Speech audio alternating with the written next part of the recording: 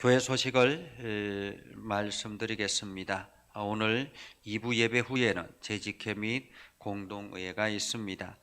내년 올해 예산 결산 그리고 내년 예산 이런 것들을 함께 하게 되겠고요.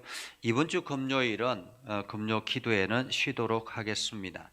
토요일 날 우리가 성탄 예배가 있기 때문에 금요 기도회를 쉬고 토요일 날 성탄 예배에 집중하도록 하겠습니다. 토요일 날 성탄 예배는 11시에 있습니다. 11시에 있으니까 여러분들 25일 토요일 날 11시 예배 꼭 기억해 주시기를 바랍니다. 그리고 기부금 영수증이 필요하신 분들은 기부금 영수증을 신청을 해 주시기를 바랍니다. 이름과 생년월일, 주소를 정확하게 저한테 문자로 남기셔도 됩니다. 그렇게 해서 여러분들이 기부금 영수증을 떼어 가시기를 바랍니다. 그리고 1월달 저희가 1월달 한 달 동안 선교사님들을 초청해서 말씀을 들으려고 합니다. 그래서 1월달 한 달 동안은 우리가 11시 예배, 그러니까 그때는 1부 예배와 3부 예배가 없고 11시 예배에 집중하려고 합니다. 그래서 선교사님들을 11시 예배에 초청해서 하나님의 말씀을 보고 듣고 또 하나님께서 행하신 선교지에서 하나님께서 행하신 일들을 우리가 들으면서 우리가 더욱더 믿음의 성숙함이 있어야 될 것 같습니다. 사실 우리가 요즘은 우리나라가 이게 너무 풍족하기 때문에 하나님을 필요로 하는 그러한 느낌이 별로 없습니다. 그러니까 영적 신앙은 간절한 바람에서 시작이 되는데 우리가 워낙에 이렇게 지금 풍족한 삶을 살다 보니까 하나님 앞에 간절함이 사라져 버려서 그 현장에 하나님의 그 사랑을, 하나님의 그 은혜를 우리가 함께 들으면서 우리의 신앙을 다시 점검하는 그러한 시간으로 가지려고 합니다. 그래서 1월 달은 11시 예배, 모두 다 11시 예배에 참여해 주시면 되겠습니다. 하나님의 말씀을 함께 나누려고 합니다. 둥근 얼굴에 감람나무 열매의 빛깔의 살갗을 지닌 15살 정도의 어린 히브리 처녀가 있었습니다. 그 처녀는 갈릴리 북쪽 조그마한 언덕에 자리한 나사렛 마을에 살고 있었습니다. 그녀는 스스로도 비참하다고 생각이 들 정도로 가정 형편이 어려웠고 힘든 생활을 하고 있었습니다. 어쩌면 그녀에게 유일한 탈출구가 결혼이었는지도 모르겠습니다. 그래서인지 몰라도 얼마 전 같은 동네의 목수의 아들과 약혼을 하였습니다. 그녀는 지금 땅을 딛고 있지만은 기분은 하늘을 나는 옷을 입은 것처럼 구름에 쌓여 살고 있습니다. 결혼식 때 어떤 옷을 입을까? 결혼 준비는 어떻게 하지? 가정을 어떻게 이루어 갈까? 그리고 어떻게 하면 아름답게 가꾸어서 남편 될 사람에게 아름답게 보일 수 있을까? 이것저것 핑크빛 꿈을 꾸고 있는 그런 처녀였습니다. 그런데 어느 날 천사가 그녀에게 찾아와서 너에게 아기가 생길 것이다 라는 청천벽력과 같은 소리를 하는 것이 아니겠습니까? 처녀는 놀랐지요. 비록 약혼을 했지만 남자를 알지 못했기 때문에 갑자기 아기가 생긴다니요. 그녀는 받아들이기가 어려웠습니다. 하지만 천사는 정 믿지 못하겠다며 내 친족 엘리사벳을 한번 찾아가 보라 라고 이야기합니다.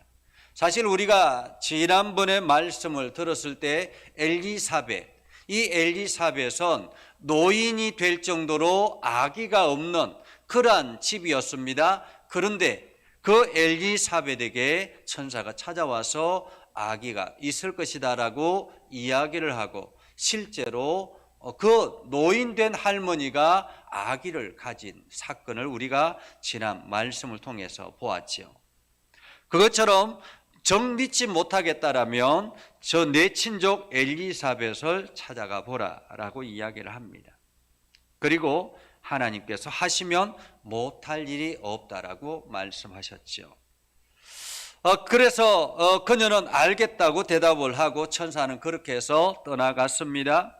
그녀는 머릿속이 복잡했습니다. 천사의 방문도 그렇지만은 처녀인 자기가 어떻게 아기를 가질 수 있을까?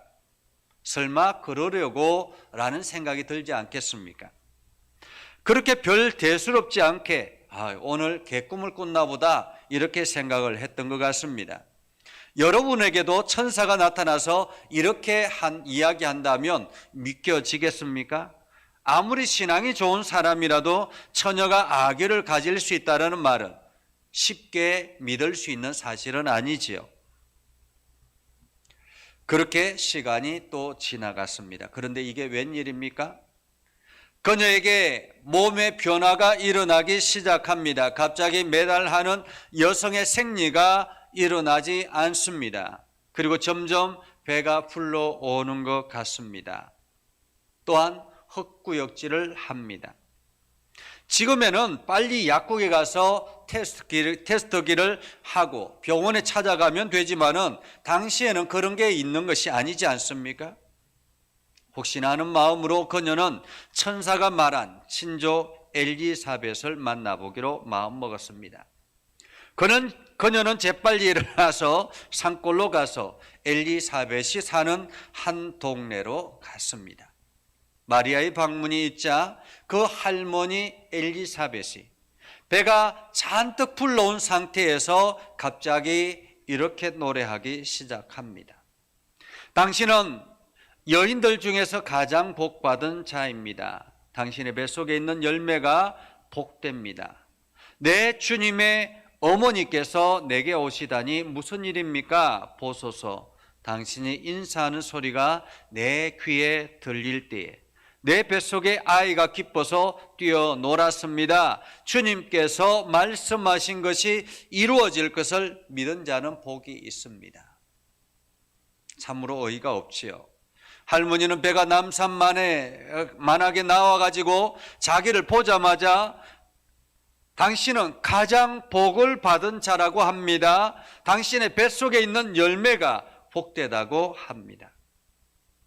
아기를 가졌다고 말한 것도 아닌데 말입니다. 정말 내가 아기를 가진 것일까? 더 놀라운 것은 엘리사벳의 이야기를 들으면서 임신 사실을 있는 그대로 받아들여야 한다는 사실입니다. 하지만 임신도 믿기지 않는데 더 믿을 수 없는 것은 어떻게 자신의 몸을 통해서 메시아가 난다는 말일까? 하지만 마리아는 엘리사벳의 찬양을 듣고 곧 이어서 자기도 모르게 찬양을 하게 되는데 그녀의 찬양을 통해서 자신의 메시아를 잉태했다라는 것이 얼마나 터무니없는 사실인지를 짐작할 수 있습니다. 그녀는 이렇게 고백하죠. 그의 여종의 비천함을 돌보셨습니다. 그녀는 자신의 삶이 비천하다고 이야기합니다. 그 당시 이스라엘의 많은 도시 마을 가운데서 가장 화려한 각광을 받고 있는 곳은 예루살렘이죠. 그러나 나사렛은 상대적으로 아주 사람들에게 멸시를 받는 그런 동네였습니다. 그래서 나사렛 예수, 나사렛 사람, 이 말도 예수를 혐오하는 단어 중에 하나였던 것입니다. 이런 시골 나사렛에서 가난하고 평범하게 살던 어린 소녀, 오늘 마리아의 고백은 어떻게 주님, 나 같은 사람을 쓰시려고 말씀하셨습니까? 라는 말이죠. 나 같은 사람을. 그녀는 다른 사람들과 비교하면서 많은 열등감을 가지고 있었던 소녀였습니다. 늘 열등감과 싸우고 있었던 소녀. 그래서 세상이 두려웠습니다. 이런 소녀가 임신을 했습니다. 그것도 아이가 세상을 구원할 메시아라고 합니다. 이 얼마나 놀라운 일입니까? 여러분은 이 사실을 어떻게 받아들여야 합니까? 다른 사람보다 뛰어난 것도 아니고, 그렇다고 다른 사람보다 외모가 출중한 것도 아니고 능력이 있는 것도 아닌데 창조주 하나님께서 나를 선택하셨고 하나님의 위대한 구원의 사역을 알리게 하셨다라는 그 사실이 믿어지십니까? 지금 우리에게 하나님께서 이 세상을 구원할 사람이 바로 너다라고 말씀하시는 것과 같지요. 나 같은 사람이 어떻게 세상을 구원할 수 있겠습니까? 저기 세상에 똑똑한 사람이 많이 있고 지식이 뛰어난 사람이 많이 있고 좋은 학교를 졸업한 사람들이 많이 있는데 어떻게 나 같은 사람을 들어서 이 세상을 구원할 통로로 삼으셨습니까? 라는 말이죠. 오늘 마리아는 이 믿기지 않는 현실이 믿어졌다라는 사실입니다. 설마가 믿음이 되고 믿음이 찬양으로 변하게 되었던 것이요. 이제 그녀는 믿음이 생겼습니다. 자신의 몸에 이상 현상이 일어나는 것은 단순한 변화가 아니라 천사가 말한 아기라는 사실이고, 그 아기가 하나님께서 수백 년 전에 약속한 아브라함으로부터 시작한 약속이었다라는 것을. 그래서 그녀는 이렇게 찬양하죠. 54절 55절에 보면 그 종 이스라엘을 도우사 긍휼히 여기시고 기억하시되 우리 조상에게 말씀하신 것과 같이 아브라함과 및 그 자손에게 영원히 하시리로다. 그녀는 오랫동안 묵상했던 아브라함의 언약이 기억났던 것입니다. 하나님께서 조상 아브라함에게 하셨던 약속, 만민의 조상이 되겠다고 하신 그 약속이 자신의 몸속에서 자라고 있는 이 아이로부터 시작이 된다라는 것, 얼마나 감격스러운 이야기입니까? 그 순간 그녀는 모든 상황과 변화가 두렵지 않습니다. 오히려 이 사실이 믿어진 것이 얼마나 복이 있는지 감사가 넘쳐났던 것입니다. 여기 마리아의 고백을 들어보십시오. 45절입니다. 주께서 하신 일이 반드시 이루어지리라고 믿은 그 여자에게 복이 있도다. 하나님의 언약이 반드시 이루어지리라는 믿는 사람이 복이 있다라는 말입니다. 하나님의 약속의 말씀을 믿은 사람이 복이 있다라는 말입니다. 말씀이 믿어지는 것, 그것이 나로 인해서 일어날 것이라는 것, 그 말씀이 나에게 주어졌다라는 그 사실이 믿어지는 사람이 복이 있다라고 말합니다. 우리가 성경을 읽지요.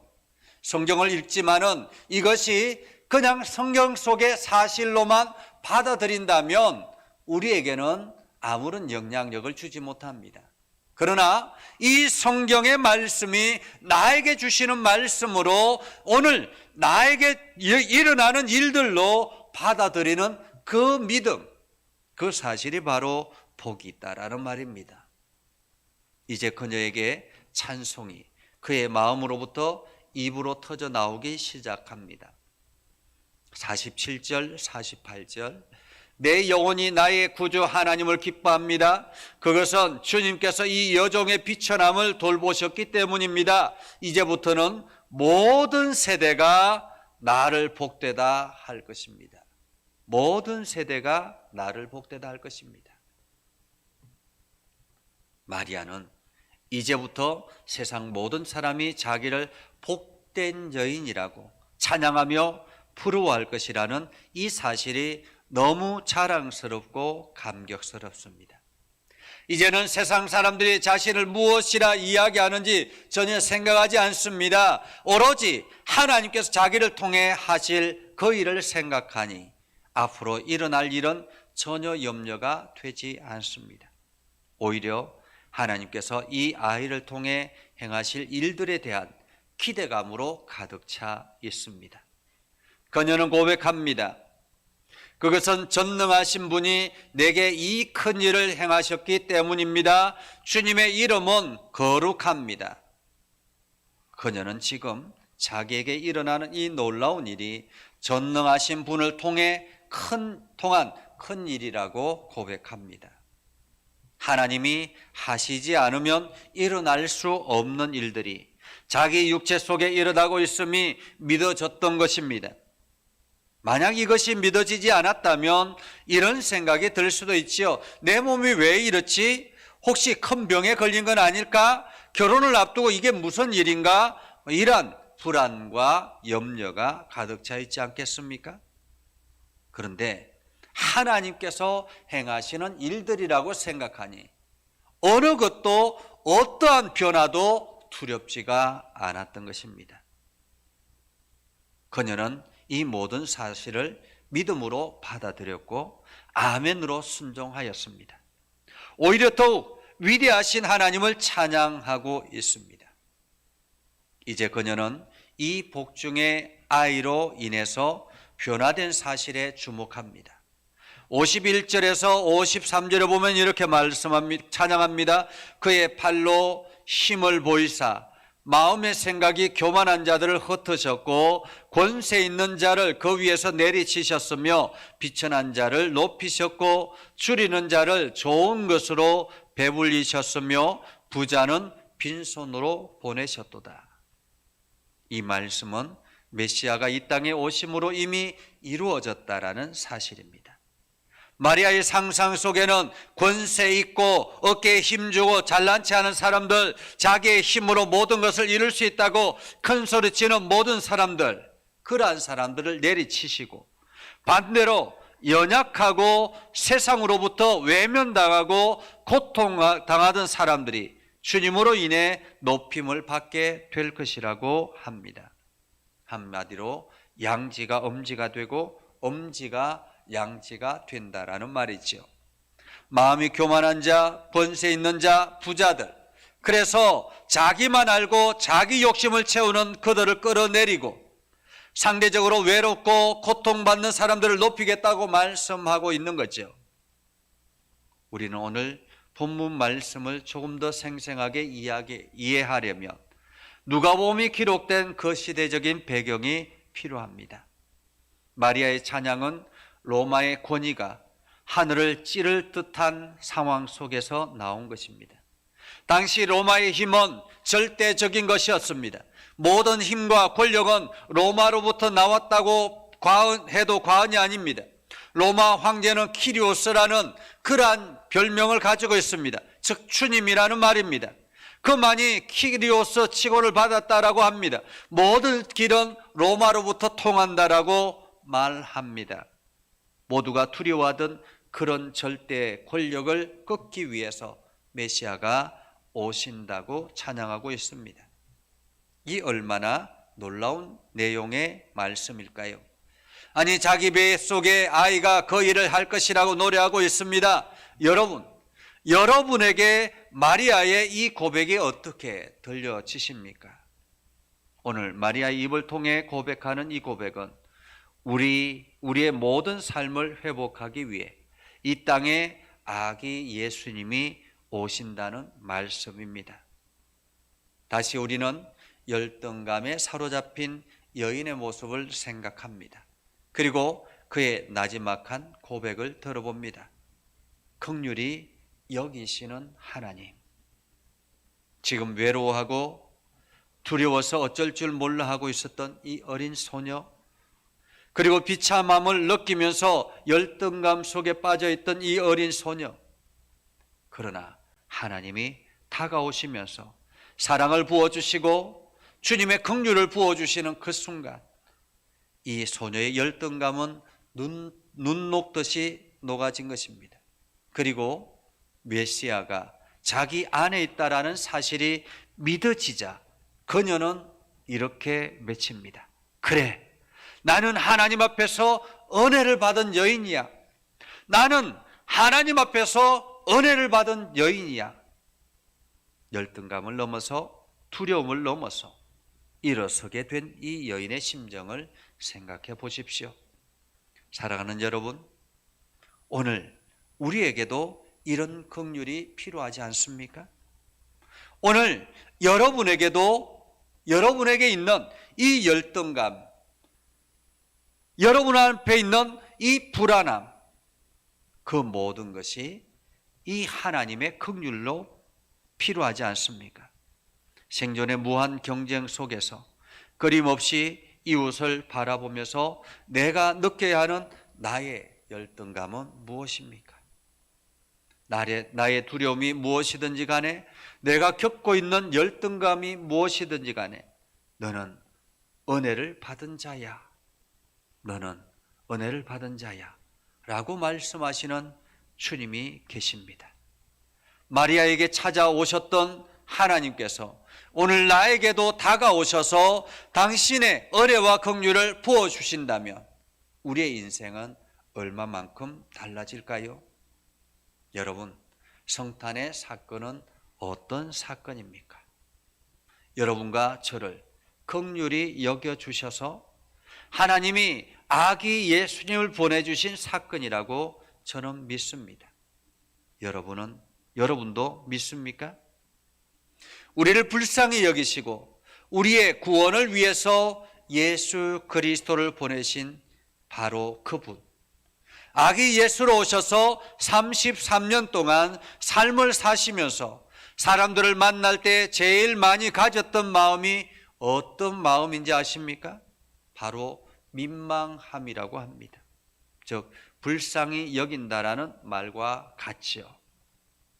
우리의 아픔, 우리의 좌절, 우리의 낙심, 우리의 절망을 같이 느껴주시고 아파하시면서 우리를 불쌍히 여겨주신 바로 그분께 기도해야 하지 않겠습니까?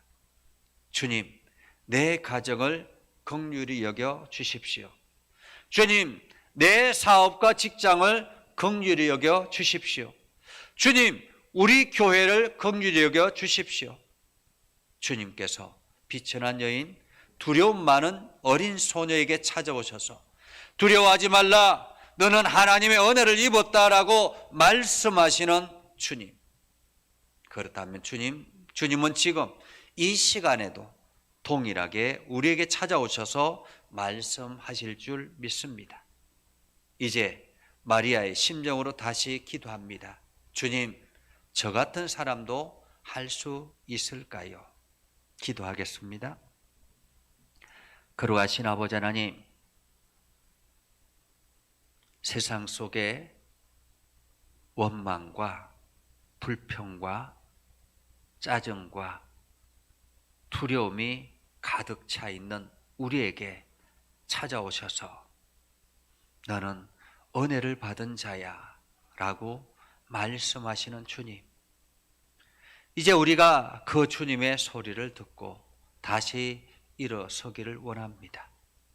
주님, 잘난 것 없고 뛰어난 것 없고 늘 세상 사람들이 보기에는 부족함의 연속이지만 그래도 주님의 은혜를 입은 자로서 주님의 은혜와 능력을 통해서 세상에 하나님의 일들을 드러내기를 원합니다. 주님, 우리를 사랑하시고 우리를 붙잡아 주시고 하나님 나라를 향해서 힘차게 달려가게 하옵소서. 예수님의 이름으로 기도드리옵나이다. 아멘. 찬송가 213장.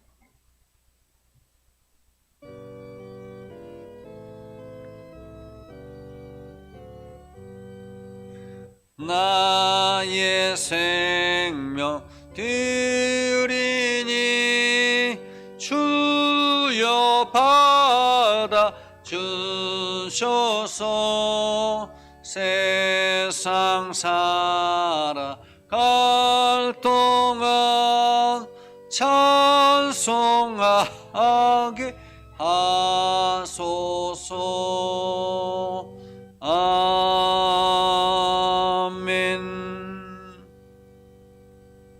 기도하겠습니다. 거룩하신 아버지 하나님, 오늘도 우리와 함께 하시고 하나님의 은혜 가운데 거하게 해주심을 감사드립니다. 연약한 저희를 부르셔서 주의 나라를 향해서 달려가게 하시고 하나님의 일들을 감당하도록 우리를 맡겨주심을 감사드립니다. 하나님, 나 같은 사람도 주님의 축복의 통로가 될 수 있다라는 사실을 우리가 다시 깨닫게 하여 주셨사오니 하나님, 오늘도 하나님의 능력이 나를 통해서 드러나기를 원합니다. 이 시간 마음과 뜻과 정성을 다해서 하나님 앞에 예물을 올려드립니다. 우리가 드리는 이 예물을 복되게 하시고 하나님께서 아름답게 하셔서 우리가 물질로 어려움 당하지 않도록 공급하여 주시고 길을 열어주시고 날마다 새 힘을 얻게 하여 주시옵소서. 주의 은혜와 사랑이 넘쳐나게 하시고 우리가 행하는 모든 일들마다 좋은 결과들을 얻게 하여 주옵소서.